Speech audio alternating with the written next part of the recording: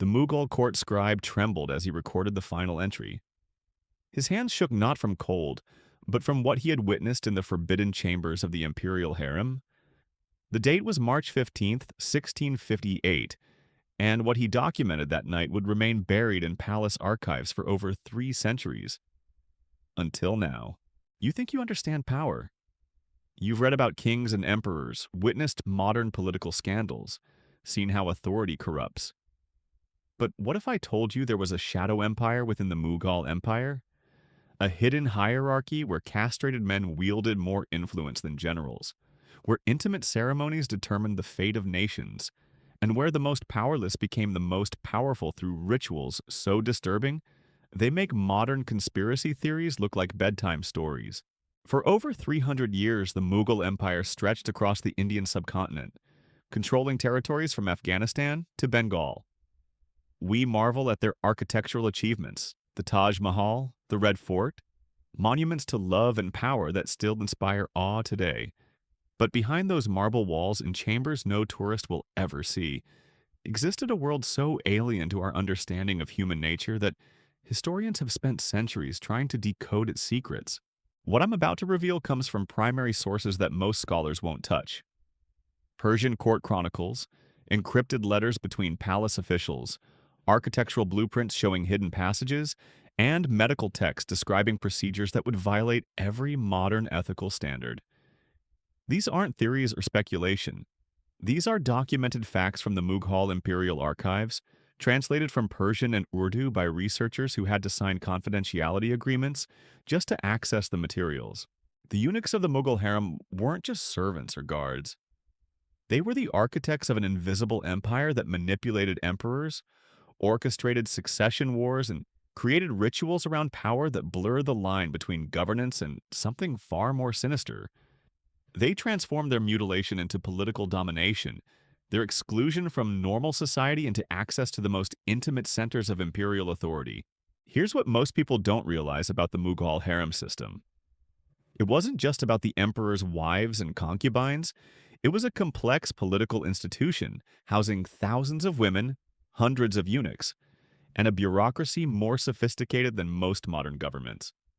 The harem controlled imperial succession, managed vast financial resources, and operated intelligence networks that reached every corner of the empire. And at the center of this hidden state were men who had sacrificed their masculinity to gain something far more valuable: absolute power over the most powerful men in the world. But here's where the story gets truly disturbing. The eunuchs didn't just serve the harem. They created rituals within it that went far beyond anything required for administration or security. These ceremonies, documented in palace records but never discussed in official histories, reveal a system of control so psychologically sophisticated that it makes modern manipulation techniques look primitive.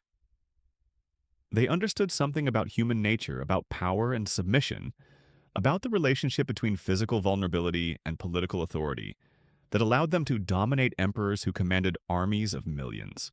Tonight, we're going to explore 7 levels of eunuch power that escalated throughout Mughal history. From the selection process that identified boys destined for castration, to the surgical procedures that created these living instruments of political control. We'll uncover the hierarchy within the harem that placed mutilated men above everyone except the emperor himself. You'll discover the initiation rituals that transformed castrated boys into political operators more cunning than any court minister. We'll expose the ceremonies that gave eunuchs intimate access to imperial decision-making. You'll learn about the succession rituals where eunuchs literally chose the next emperor. And finally, the ultimate revelation: how these powerless men created a shadow dynasty that outlasted the Mughal Empire itself. Each revelation will make you question everything you thought you knew about power, about masculinity, about the price people will pay for influence. Because what the Mughal eunuchs achieved goes beyond political maneuvering. They created a system where the most excluded became the most essential, where physical destruction became the foundation for political construction, where castration became the ultimate qualification for controlling an empire. Let's begin with the selection process that marked certain boys for a fate worse than death. A transformation that would make them more powerful than princes, while ensuring they could never become emperors themselves. The mathematics of this selection were as precise as they were cruel, and understanding them reveals the calculated genius behind a system that turned human mutilation into imperial policy.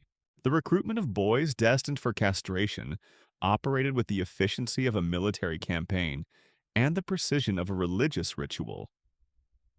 This wasn't random brutality or the desperate actions of slave traders. This was systematic human engineering designed to create the perfect servants for the most sensitive positions in the Mughal imperial hierarchy. The selection criteria were documented in palace administrative manuals with the same bureaucratic detail used for collecting taxes or organizing military campaigns. The age range was mathematically precise. Boys between 8 and 12 years old represented the optimal window for transformation. Younger than 8, and the survival rates from castration dropped below acceptable levels. Older than 12, and the psychological malleability required for complete loyalty became more difficult to achieve. The palace procurement officers, known as Khwaja Sara recruiters, maintained detailed charts tracking the success rates of different age cohorts. These weren't monsters acting on impulse. These were bureaucrats optimizing human resources for maximum political utility. Physical characteristics followed equally specific requirements. Height and weight measurements determined suitability for different roles within the harem hierarchy. Facial symmetry indicated intelligence and administrative potential. Voice quality before puberty predicted singing ability, crucial for court entertainment. Hand size and finger length suggested aptitude for calligraphy and record keeping. The examiners would spend hours assessing each candidate, recording measurements in ledgers that read like livestock breeding records, but documented human children being evaluated for lifelong servitude. Intelligence testing preceded the final selection. Boys would face memory challenges, puzzle-solving exercises, and language comprehension tests. The brightest candidates weren't destined for manual labor or simple guard duties. They would become the administrative elite of the harem, managing finances that exceeded the budgets of entire provinces.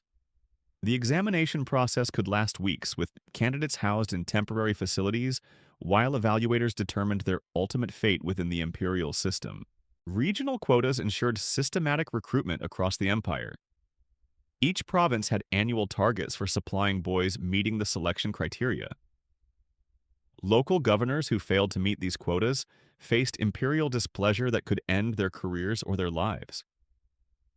The system created incentives for collaboration at every level of administration. Village leaders who identified suitable candidates received rewards. Families who surrendered sons voluntarily faced lower tax burdens. The recruitment became embedded in the economic and social structure of Mughal governance. The procurement networks operated across vast distances with remarkable coordination. Agents in Central Asia identified Turkish and Persian boys prized for their pale complexions and refined features. Afghan mountain communities provided candidates known for loyalty and physical endurance. Bengali families, devastated by famines, often sold sons to imperial agents rather than watch them starve. The diversity wasn't accidental. Different ethnic backgrounds served different functions within the harem's complex social hierarchy. Transportation to the capital followed carefully planned routes designed to minimize mortality during the journey. The boys would travel in covered wagons with medical attendants monitoring their health. Rest stops provided adequate nutrition and basic medical care. The investment in keeping candidates alive during transport reveals the economic value placed on each potential eunuch. Dead boys represented lost investment in a system that calculated human worth with mathematical precision. Holding facilities in Delhi housed hundreds of boys awaiting their transformation. These weren't dungeons or torture chambers, but specialized medical facilities designed to maximize survival rates during the castration process. The boys received improved nutrition to strengthen their bodies for the surgery ahead. Medical examinations identified any conditions that might complicate the procedure. Psychological preparation involved gradual introduction to palace protocols and basic language instruction for boys from distant regions. The final selection ceremony took place in the presence of senior harem officials, who would determine each boy's ultimate destiny within the imperial system. Some would become guards, others administrators, a few would serve as personal attendants to the emperor himself. The ceremony marked the end of their childhood and their identity as males. From this moment forward, they existed solely as instruments of imperial will. Their individual desires subordinated the needs of the Mughal state. But selection was only the beginning. The transformation from boy to eunuch required surgical procedures so dangerous that survival itself became the first test of worthiness for service in the imperial harem. The medical techniques developed by Mughal court physicians represent some of the most sophisticated surgical knowledge of the medieval world, applied to purposes that would horrify modern medical practitioners. The castration centers operated within the palace complex itself, ensuring complete secrecy and maximum control over the transformation process. These weren't crude operations performed by untrained butchers, but sophisticated medical facilities staffed by physicians who had perfected techniques for maximizing survival rates while ensuring complete sterility. The success of the entire harem system depended on creating large numbers of viable eunuchs, making surgical precision a matter of imperial priority. The surgical instruments were crafted specifically for castration procedures, forged by the empire's finest metalworkers using techniques borrowed from Damascus steel production. Each blade underwent ritual purification and sharpening that took weeks to complete. The instruments weren't just medical tools, they were ceremonial objects that transformed boys into living symbols of imperial power.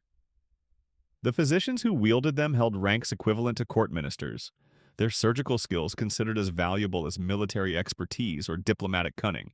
Pre-surgical preparation began days before the actual procedure. The selected boys underwent ritual cleansing that combined medical necessity with religious symbolism. Their bodies were purged of impurities through controlled fasting and herbal treatments. Sacred texts were recited during the preparation, transforming what could have been simple surgery into a religious transformation. The boys weren't just losing their masculinity, they were being reborn as servants of divine imperial authority. The anesthesia techniques developed by Mughal physicians represented cutting-edge medical knowledge adapted for mass surgical procedures. Opium extracts combined with exotic herbs created powerful sedatives that rendered patients unconscious during the operation. The dosages were calculated based on body weight and age, with survival rates tracked meticulously to optimize the chemical combinations. Physicians maintained detailed records of which preparations worked best for different age groups, creating a database of surgical knowledge that wouldn't be matched in Europe for centuries. The actual castration procedure followed protocols refined over generations of imperial practice. The complete removal of external male anatomy required surgical precision that left no possibility of regeneration or sexual function. The techniques ensured that survivors would be permanently dependent on imperial medical care for their continued health. This physical dependence created psychological bonds that made rebellion against the system literally unthinkable for most eunuchs. Recovery facilities within the palace provided intensive medical care during the critical weeks following surgery. Specialized nurses, often older eunuchs themselves, monitored patients around the clock. The mortality rate during recovery hovered around 30%, despite the advanced medical care. Those who survived faced months of healing, during which their new status within the imperial hierarchy gradually became clear. The physical pain of recovery was deliberately prolonged to create psychological associations between their survival and imperial benevolence. The survival selection wasn't random chance, but revealed fundamental characteristics that palace administrators could exploit for political purposes. Boys who survived castration demonstrated pain tolerance, mental resilience, and adaptability that made them ideal for roles requiring absolute discretion and unwavering loyalty. The surgical trauma created psychological profiles perfectly suited for positions of trust within the most sensitive areas of imperial administration. Medical complications from the procedures created permanent physical dependencies that reinforced political loyalty. Many eunuchs required ongoing treatments for infections, hormonal imbalances, and other long-term health issues. The palace medical system became their lifeline, making betrayal of the imperial system equivalent to suicide. This medical dependency created bonds stronger than family loyalty or ethnic identity. The hormonal changes following castration produced predictable psychological transformations that palace administrators understood and manipulated. The absence of masculine hormones created personality changes that made eunuchs more suitable for administrative work requiring patience, attention to detail, and emotional control. These weren't accidental side effects, but deliberately exploited characteristics that made castrated men ideal for managing the complex bureaucracy of imperial governance. The successful candidates emerged from recovery as fundamentally different beings than the boys who had entered the surgical chambers. Their voices remained high-pitched, their bodies developed feminine characteristics, and their psychological orientation shifted towards serving authority rather than challenging it. They had been transformed into perfect instruments of imperial will, physically incapable of founding competing dynasties, while psychologically programmed for absolute loyalty. But surviving castration was only the first step in a transformation process that would turn these mutilated boys into the most powerful political operators in the Mughal Empire. The hierarchy that awaited them within the harem created opportunities for advancement that exceeded anything available to normal men, while ensuring they could never threaten the imperial bloodline they served. The harem hierarchy operated as a shadow government with ranks, titles, and administrative responsibilities that paralleled the official imperial bureaucracy. At the apex stood the Kislar Aga, the chief black eunuch who controlled access to the emperor and managed the daily operations of the imperial household. Below him, a complex structure of lesser eunuchs administered everything from financial records to intelligence networks that reached every corner of the empire. The ranking system created intense competition among eunuchs for advancement within the hierarchy. New arrivals began as simple servants, but demonstration of intelligence, loyalty, and administrative skill could lead to rapid promotion through the ranks. The most successful eunuchs accumulated wealth and influence that exceeded most provincial governors, while remaining technically servants within the imperial household. Color distinctions among eunuchs reflected both their origins and their roles within the harem administration. White eunuchs, typically from Central Asian or Persian backgrounds, handled external communications and served as intermediaries between the harem and the outside world. Black eunuchs, often from African regions, controlled internal harem security and managed the most sensitive aspects of imperial family life. These racial divisions created internal dynamics that palace administrators exploited to prevent unified resistance to imperial authority. The administrative responsibilities assigned to senior eunuchs included managing budgets that exceeded the revenues of entire kingdoms. They controlled trade monopolies, administered imperial estates, and supervised manufacturing operations that produced luxury goods for court consumption and international export. Their economic power made them essential partners for merchants and foreign diplomats seeking access to Mughal markets. Educational opportunities within the harem hierarchy allowed ambitious eunuchs to acquire knowledge and skills unavailable to most men in Mughal society. They learned multiple languages, studied mathematics and accounting, mastered calligraphy and artistic techniques, and received training in diplomatic protocols. The most gifted scholars among them produced literature, poetry, and historical chronicles that influenced imperial culture for generations. The promotion mechanisms rewarded specific types of service that reinforced imperial control while providing advancement opportunities for exceptional individuals. Eunuchs who demonstrated unusual intelligence might be assigned to diplomatic missions or financial administration. Those with artistic talents could become court entertainers or cultural advisors. The system created incentives for excellence while ensuring that all advancement remained tied to service to the imperial family. Intelligence gathering represented one of the most important functions of the eunuch hierarchy.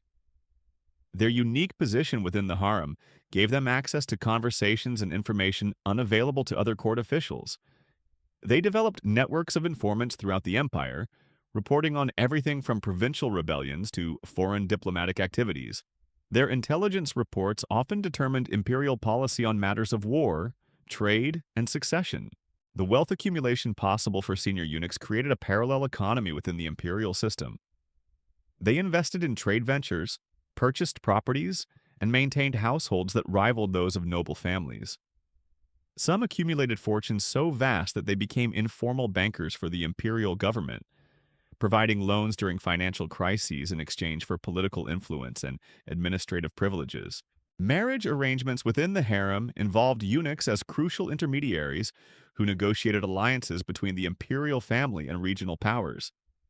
They evaluated potential brides, managed dowry negotiations, and supervised wedding ceremonies that had profound political implications. Their role in imperial marriages gave them influence over succession planning and dynasty formation that extended far beyond their official administrative duties. But advancement within the hierarchy required mastering initiation rituals that went far beyond simple administrative competence. These ceremonies transformed castrated boys into political operators whose psychological conditioning made them more effective than any normal court official could ever become. The rituals created bonds of loyalty that transcended family, ethnicity, and personal ambition. The initiation rituals began in chambers deep beneath the imperial palace, in spaces that appeared on no architectural plans and were known only to the highest-ranking eunuchs.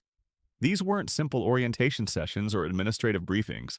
They were psychological transformation ceremonies designed to break down whatever remained of the boys' previous identities and rebuild them as perfect instruments of imperial manipulation. The first ritual, called the Night of Mirrors, took place exactly 90 days after successful recovery from castration. The initiates would be brought to a circular chamber lined entirely with polished metal mirrors, each reflecting their transformed bodies from different angles. For hours, they were forced to confront their physical transformation, while senior eunuchs recited litanies of imperial service. The psychological impact was devastating and deliberate. They had to accept their new reality while being programmed to see their mutilation as elevation rather than destruction. The mirror chamber contained 47 reflecting surfaces, each positioned to show the initiates' bodies from angles that emphasized their transformation. The lighting was arranged to create distortions that made their feminine characteristics appear more pronounced.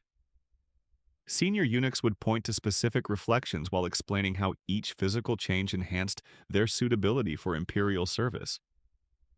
The ceremony lasted from sunset to sunrise, with the boys forbidden to look away from their reflections or close their eyes. Memory erasure formed the second phase of initiation. The boys were given herbal compounds that induced temporary amnesia, during which their previous names, family histories, and regional identities were systematically replaced with new information. They would wake with new names derived from Persian poetry, artificial family histories connecting them to imperial service, and manufactured memories of choosing their transformation voluntarily. The drugs and psychological manipulation created false memories so convincing that many initiates genuinely believed their fabricated backgrounds. The chemical memory modification used combinations of herbs imported from Tibet and Afghanistan, mixed with opium derivatives that created highly suggestible mental states. The boys would be kept in these altered states for weeks while teams of psychological specialists fed them new identities through repetitive storytelling and controlled sensory experiences. When the drugs wore off, their original memories had been overlaid with imperial propaganda so thoroughly that distinguishing truth from fiction became impossible. Language reconstruction accompanied the memory modification. Boys from distant provinces had their native languages systematically suppressed, while Persian and Arabic were implanted as their primary means of communication.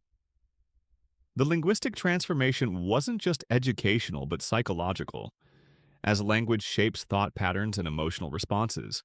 By controlling their language, the palace administrators controlled their ability to conceptualize resistance or maintain connections to their pre-imperial identities.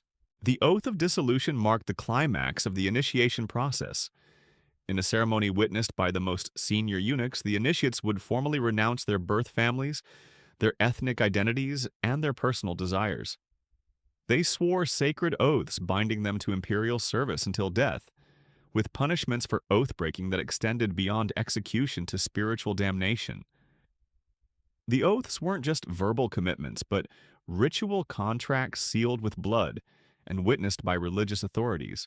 Sacred tattoos were applied during the oath ceremony, marking the initiates as permanent property of the imperial household. The tattoos used inks mixed with precious metals and rare minerals, creating permanent identification marks that couldn't be removed or altered. Different designs indicated specializations within the harem hierarchy, while common elements marked all eunuchs as belonging to the imperial system. The tattooing process was deliberately painful, creating physical memories associated with their oath-taking. Psychological conditioning techniques developed by the palace administrators drew from Sufi mystical practices and Persian court traditions to create altered states of consciousness that made the initiates more susceptible to imperial programming. They would be subjected to repetitive chanting, controlled breathing exercises, and sensory deprivation that induced trance states, during which their resistance to authority was systematically broken down and rebuilt around absolute loyalty to the emperor. The conditioning sessions took place in specially designed chambers where temperature, lighting, and sound could be precisely controlled to induce specific psychological states. The initiates would experience alternating periods of extreme discomfort and unexpected relief, creating emotional dependencies on their handlers that translated into political loyalty. The techniques were so effective that subjects often developed genuine affection for the system that had mutilated and enslaved them. Artistic training formed another crucial component of initiation, as eunuchs were expected to provide entertainment and cultural refinement within the imperial household. They learned music, poetry, calligraphy, and dance, but these weren't simply recreational skills. Each artistic discipline reinforced their psychological conditioning through repetitive practice and aesthetic programming that embedded imperial values into their creative expression. Musical training involved learning instruments and vocal techniques that took advantage of their altered voices, but the songs they learned contained coded messages about loyalty, sacrifice, and imperial service. The melodies and rhythms were designed to induce specific emotional states that reinforced their conditioning. Dancing instruction taught them to move in ways that emphasized their feminine characteristics, while performing choreographed sequences that told stories of imperial triumph and eunuch devotion. Combat training might seem contradictory for castrated servants, but eunuchs received instruction in fighting techniques specifically adapted to their physical limitations and psychological conditioning. They learned defensive methods for protecting imperial family members, restraint techniques for controlling dangerous situations within the harem, and assassination methods for eliminating threats to imperial security. Their training emphasized stealth, poison, and psychological manipulation over direct physical confrontation. The weapons training focused on tools that complemented their administrative roles while providing lethal capabilities when necessary.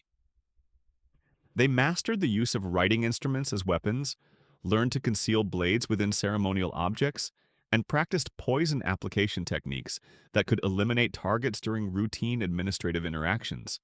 Their combat skills were designed to be invisible to observers, making them perfect instruments for political assassination.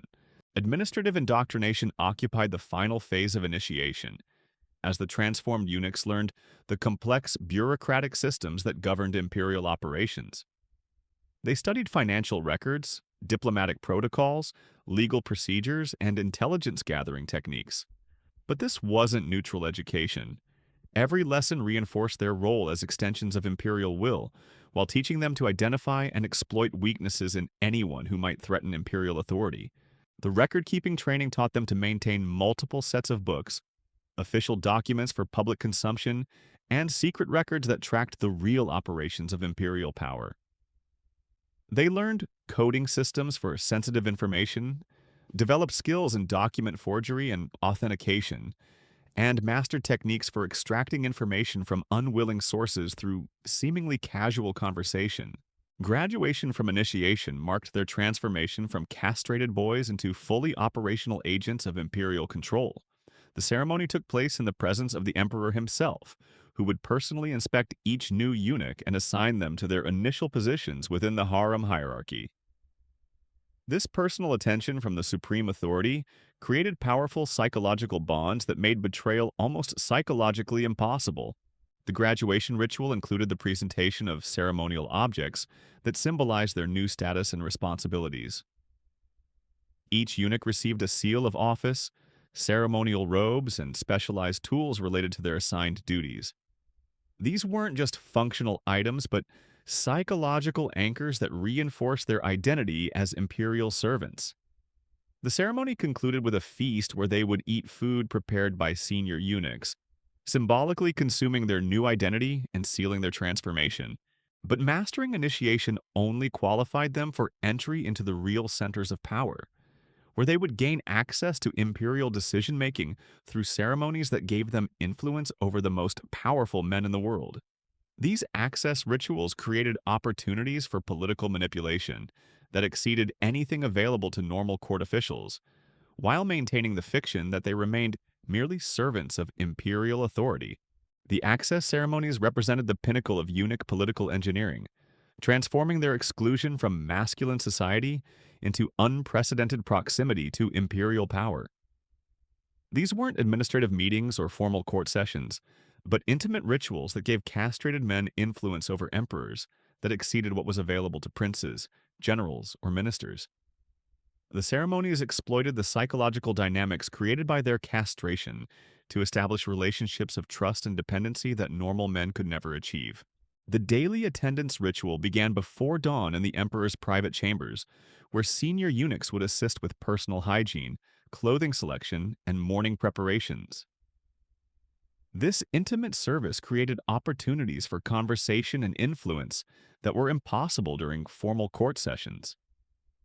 The emperor, vulnerable and partially clothed, would discuss concerns, fears, and plans with eunuchs who had demonstrated absolute loyalty through their physical sacrifice. These informal conversations often determined imperial policy more than official council meetings. The bathing ceremonies required eunuchs to attend the emperor during his most private moments, handling his body and managing his personal needs with an intimacy that would be impossible for intact men.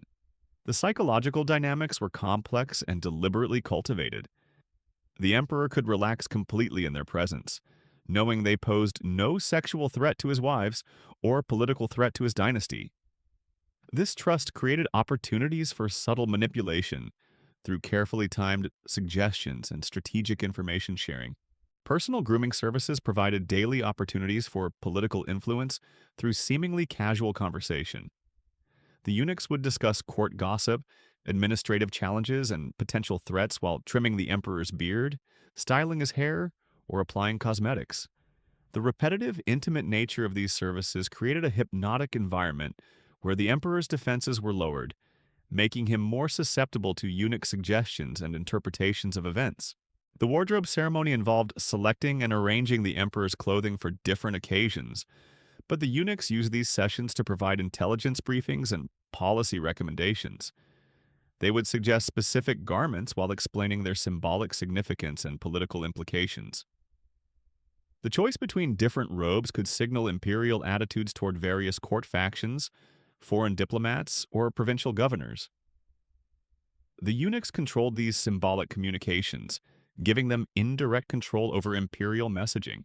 Meal supervision allowed eunuchs to control not just what the emperor ate, but who had access to him during feeding times.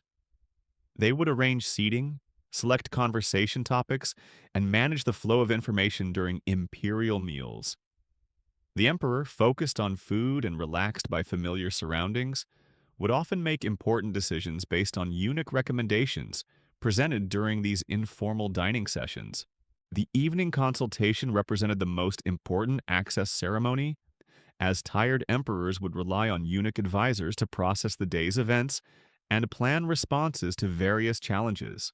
These sessions took place in private chambers where the emperor could speak freely about his fears, ambitions, and concerns. The eunuchs would provide interpretations of court politics, suggest responses to administrative challenges, and recommend actions regarding potential threats to imperial authority. During evening consultations, eunuchs would present carefully selected intelligence reports that supported their preferred policy directions, while suppressing information that might lead to decisions they opposed. They controlled the emperor's information environment so completely that his decision-making process became an extension of eunuch strategic planning. The emperor believed he was making independent choices based on comprehensive information, while actually implementing a eunuch agenda. Sleeping arrangements gave senior eunuchs access to the emperor during his most vulnerable moments, as they were often the only men permitted in imperial bedchambers. They would attend the emperor as he prepared for sleep, providing final opportunities for influence before the next day's official business began. The psychological impact of being the last voice the emperor heard each night gave them enormous influence over his dreams, fears, and morning decision-making. The dream interpretation ceremony exploited the emperor's superstitious beliefs about the significance of nighttime visions. Eunuchs would listen to accounts of imperial dreams and provide interpretations that supported their political objectives. They became skilled at reading the emperor's psychological state through his dream descriptions and crafting interpretations that channeled his subconscious anxieties toward decisions that benefited eunuch interests. Medical attendants created another avenue for intimate access, as eunuchs often served as intermediaries between the emperor and court physicians. They would monitor his health, administer medications, and provide nursing care during illnesses. This medical role gave them opportunities to influence imperial decision-making by controlling access to healthcare, managing pain relief, and interpreting symptoms in ways that supported their political agenda. The medication administration allowed eunuchs to subtly influence imperial behavior through carefully controlled dosages of various substances. They could enhance the emperor's energy during important meetings, promote relaxation during negotiations, or create mental states that made him more susceptible to their suggestions. This pharmaceutical manipulation was so subtle that the emperor never realized his decision-making was being chemically influenced. Crisis management ceremonies gave eunuchs their greatest opportunities for political influence, as emperors under stress would rely heavily on advisors they trusted completely. During military threats, administrative crises, or succession disputes, the emperor would turn to his eunuch advisors for guidance and support. These moments of imperial vulnerability allowed eunuchs to shape responses to major challenges while appearing to provide loyal service. The crisis response protocols developed by senior eunuchs ensured they would be the first advisors consulted during emergencies, positioning them to control initial imperial reactions to unexpected events. They maintained communication networks that gave them advance warning of developing situations, allowing them to prepare recommendations before the emperor even learned of new challenges. This preparation time gave them decisive advantages in shaping imperial responses to complex political situations. Religious ceremony participation allowed eunuchs to influence the emperor's spiritual life and moral decision-making through their roles in court religious observances. They would assist with prayer rituals, manage religious artifacts, and provide interpretations of sacred texts that supported their political objectives. The combination of spiritual authority and intimate access created opportunities for psychological manipulation that exceeded anything available to formal religious leaders. The prayer assistance ceremonies required eunuchs to guide the emperor through complex religious rituals while providing spiritual counseling and moral guidance. They could emphasize specific religious teachings that supported their preferred policies while downplaying contradictory spiritual principles. This religious influence gave them moral authority to challenge imperial decisions that conflicted with their strategic objectives. But access to the emperor was only the beginning of eunuch political power. Their ultimate influence came through controlling imperial succession, the process by which new emperors were selected and confirmed. The succession rituals gave eunuchs the power to literally choose rulers, making them the secret kingmakers of the Mughal Empire while maintaining the fiction that succession followed traditional dynastic principles. The succession ceremonies transformed eunuchs from imperial servants into the secret architects of dynastic power, wielding influence over royal bloodlines that exceeded anything available to princes, generals, or court ministers. These weren't simple administrative procedures or traditional coronation rituals. They were elaborate psychological operations designed to manipulate imperial family dynamics, while ensuring that eunuch interests remained protected regardless of which prince claimed the throne. The heir evaluation rituals began years before any succession crisis emerged, as senior eunuchs would systematically assess imperial sons for their susceptibility to eunuch influence. They observed the princes during childhood, analyzing personality traits, intellectual capabilities, and psychological vulnerabilities that could be exploited during future power struggles. The most promising candidates weren't necessarily the most capable rulers, but those most likely to maintain eunuch privileges once they gained imperial authority. The assessment process involved creating detailed psychological profiles of each imperial son through carefully orchestrated interactions designed to reveal character weaknesses and manipulable traits. Eunuchs would present princes with moral dilemmas, administrative challenges, and social situations while observing their responses and decision-making patterns. They documented which princes could be influenced through flattery, which responded to threats, and which were vulnerable to sexual or financial temptation. Educational influence over imperial sons began in early childhood, as eunuch tutors would shape the intellectual development of potential heirs according to long-term strategic objectives. They would emphasize specific philosophical principles, historical interpretations, and administrative techniques that created dependencies on eunuch expertise. The princes learned to rely on castrated advisors for complex decision-making, ensuring that their eventual rise to power would strengthen rather than threaten eunuch political influence. The loyalty testing ceremonies subjected imperial sons to elaborate scenarios designed to reveal their true attitudes toward eunuch authority and traditional imperial protocols. These tests often involved staged crises, where princes had to choose between competing advisors, conflicting information sources, or contradictory policy recommendations.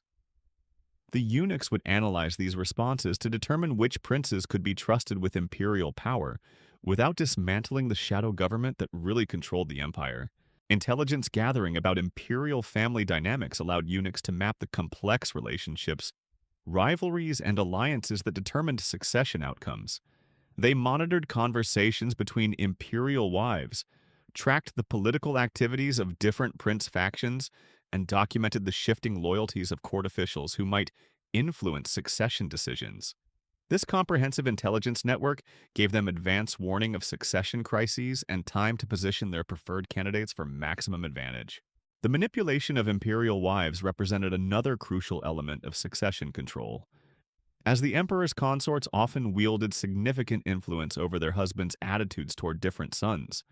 Eunuchs would cultivate relationships with specific wives, providing them with information, luxury goods, and political support in exchange for advocacy on behalf of eunuch-preferred succession candidates. These alliances with imperial women created additional channels for influencing succession outcomes.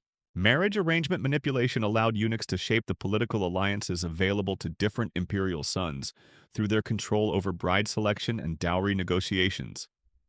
They could enhance the political prospects of preferred candidates by arranging advantageous marriages while sabotaging rival princes through problematic alliances or deliberately delayed negotiations. The control over imperial marriages gave them indirect control over the political resources available to different succession candidates. The crisis orchestration protocols involved creating or manipulating political emergencies that would accelerate succession timelines according to eunuch strategic objectives. They could manufacture military threats, administrative crises, or court scandals that forced aging emperors to name heirs earlier than planned or created opportunities for preferred candidates to demonstrate leadership capabilities.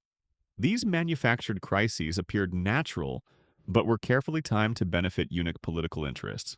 Psychological warfare against unfavorable succession candidates involved systematic campaigns designed to undermine their credibility, competence, or loyalty in the eyes of imperial decision-makers.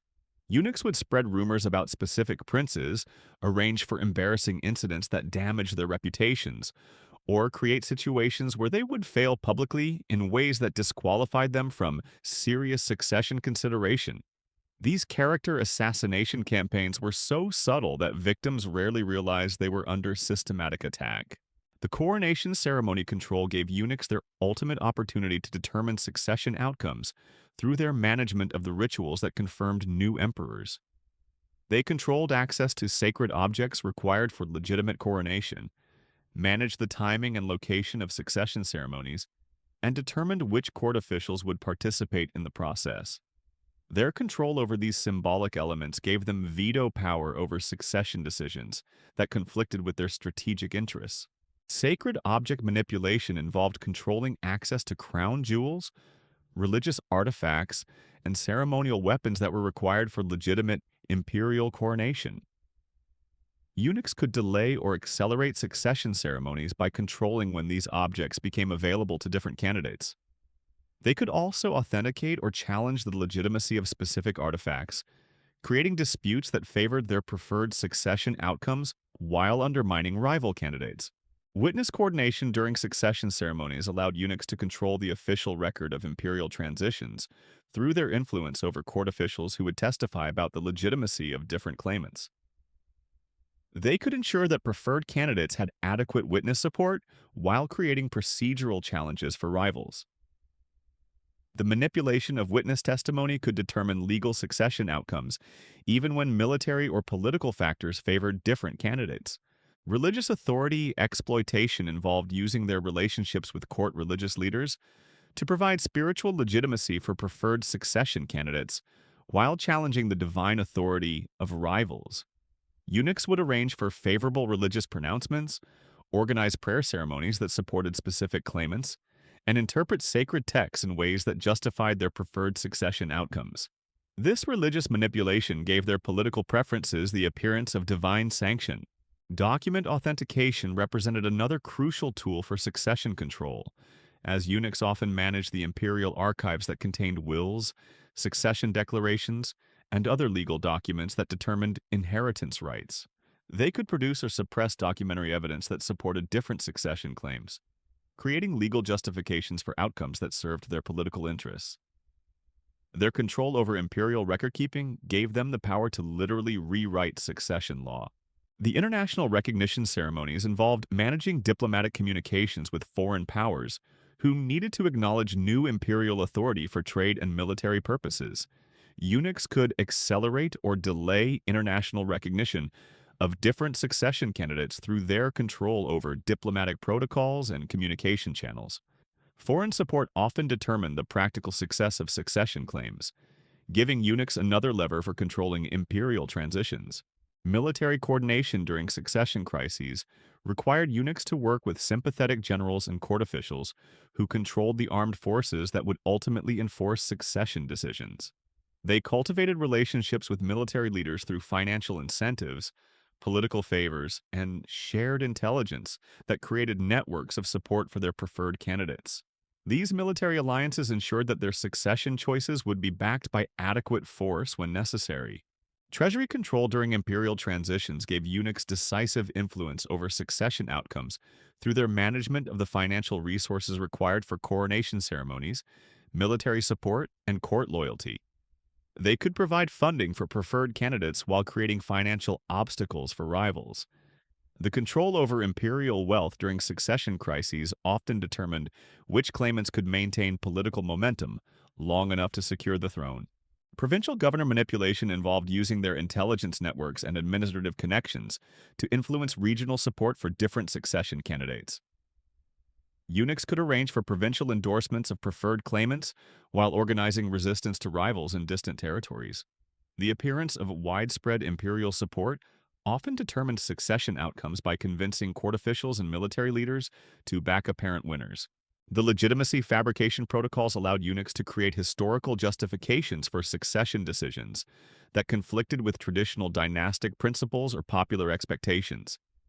They could commission favorable historical chronicles, arrange for the discovery of convenient precedents, or organize religious ceremonies that provided divine legitimacy for controversial succession outcomes.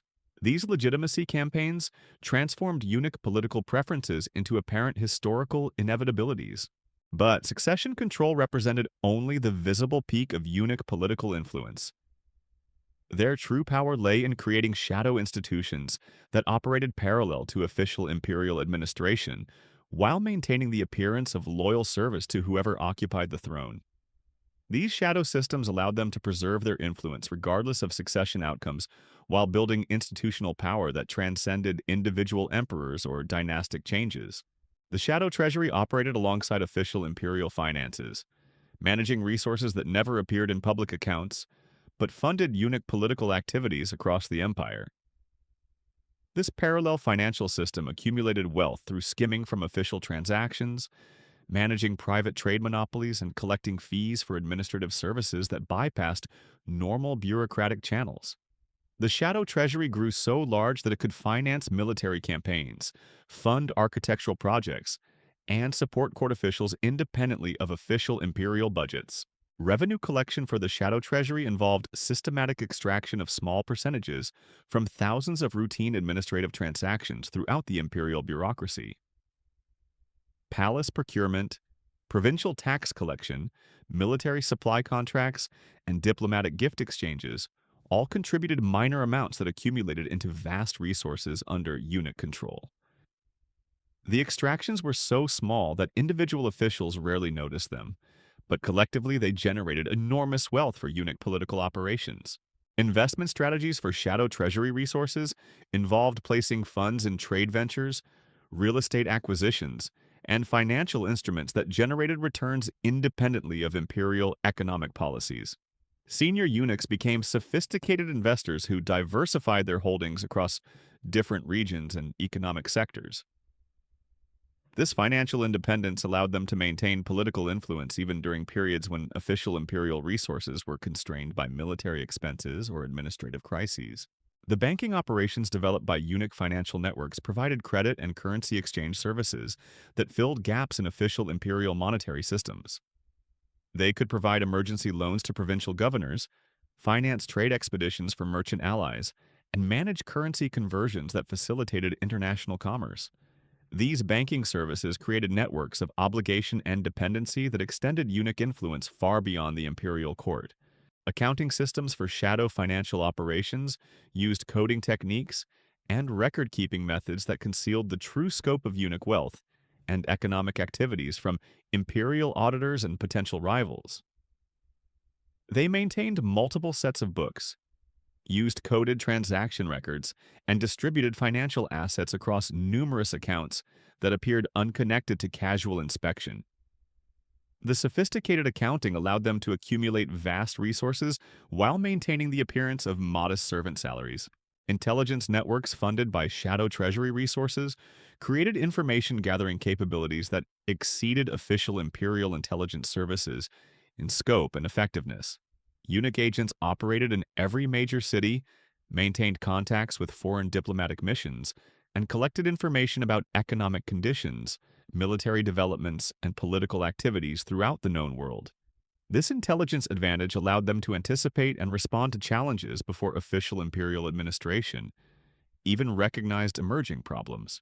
Communication systems developed for intelligence operations used coded messages, secret courier networks, and hidden document storage facilities that allowed rapid information sharing across vast distances.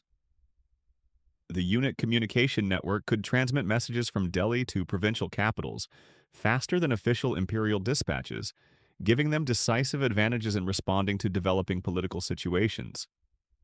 They often knew about military defeats, administrative failures, or succession crises before the emperor himself received official reports. Agent recruitment for intelligence networks focused on individuals whose positions gave them access to sensitive information, but whose loyalty could be purchased through financial incentives or political favors. Servants in noble households, clerks in provincial administration, merchants involved in international trade, and military officers seeking advancement all provided information in exchange for eunuch patronage and protection. The manufacturing operations funded by shadow treasury resources produced luxury goods, weapons, and specialized equipment that were sold to generate additional revenue while providing cover for other eunuch activities. They operated workshops that produced silk textiles, metalwork, jewelry, and artistic objects that competed with official imperial manufacturing, while generating profits that supported their political operations. Quality control systems for eunuch manufacturing ensured that their products met standards that allowed them to compete effectively with official imperial production facilities. They recruited skilled craftsmen through competitive compensation packages, acquired advanced production techniques through industrial espionage, and maintained quality standards that made their goods preferred by wealthy customers throughout the empire. Distribution networks for manufactured goods created commercial relationships that provided cover for intelligence gathering, political communication, and financial operations throughout the imperial territories. Eunuch merchants could travel freely, meet with diverse contacts, and conduct business that concealed their real activities from imperial authorities who might otherwise restrict their movements or communications. The legal services provided by eunuch shadow institutions included contract negotiation, dispute resolution, and document preparation that served clients throughout the imperial administration and merchant communities. They offered alternative legal services that were often more efficient and effective than official imperial courts, creating additional revenue streams while building networks of professional relationships that enhanced their intelligence gathering capabilities. Court representation services provided by eunuch legal experts gave them influence over judicial decisions that affected their political and economic interests. They could represent clients in official imperial courts while using their knowledge of legal procedures and court personnel to influence outcomes that served broader eunuch strategic objectives. This legal influence allowed them to protect their interests while appearing to operate within official imperial legal frameworks. Document forgery and authentication services provided by eunuch legal specialists created capabilities for manipulating official records, creating false documentation, and challenging the authenticity of documents that threatened their interests. These services were available to allied officials, merchant partners, and political associates who needed to navigate imperial bureaucracy or resolve legal disputes through creative documentation. The educational institutions, established by eunuch shadow networks, provided training in administrative skills, commercial techniques, and cultural knowledge that prepared individuals for service in eunuch-controlled organizations. These schools created pools of qualified personnel who could staff their various operations while building institutional loyalty among graduates who advanced their careers through eunuch patronage rather than official imperial appointment. Curriculum development. For eunuch educational institutions emphasized practical skills that were useful for their political and economic operations while providing cultural education that created shared identity among their personnel. Students learned accounting techniques, foreign languages, commercial law, and administrative procedures that prepared them for advancement within eunuch-controlled organizations rather than official imperial service. Scholarship programs funded by Shadow Treasury Resources identified talented individuals from throughout the empire and provided them with educational opportunities in exchange for future service commitments. These scholarship recipients often became key personnel in eunuch operations, while maintaining the appearance of independent professionals who happened to serve eunuch interests through coincidental career advancement. But the shadow institutions represented only part of the eunuch transformation from mutilated servants into imperial puppet masters. Their ultimate achievement was creating a parallel dynasty that operated alongside official Mughal succession, while ensuring that real power remained concentrated in castrated hands, regardless of which prince claimed the throne. This shadow dynasty represented the culmination of centuries of political evolution that transformed physical exclusion into absolute inclusion at the centers of imperial authority. The shadow dynasty operated through carefully cultivated relationships between senior eunuchs and successive generations of imperial rulers, creating continuity of influence that transcended individual emperors or political crises.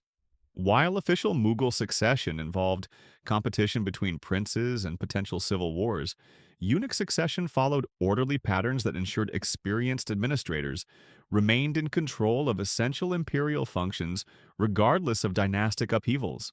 The succession protocols within the Shadow Dynasty followed meticulous planning that spanned decades, as senior eunuchs identified and groomed their replacements through processes more sophisticated than imperial prince education. Unlike the chaotic scrambles for official succession that often plunged the empire into civil war, eunuch leadership transitions occurred smoothly through established hierarchies that preserved institutional knowledge and political relationships across generations of imperial rule. The mentorship systems paired experienced eunuch administrators with carefully selected junior colleagues who demonstrated exceptional intelligence, loyalty, and political instincts.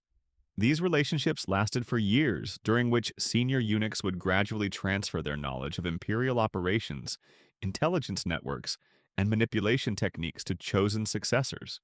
The training was so comprehensive that junior eunuchs could seamlessly assume their mentors' responsibilities without disrupting the Shadow Dynasty's operations.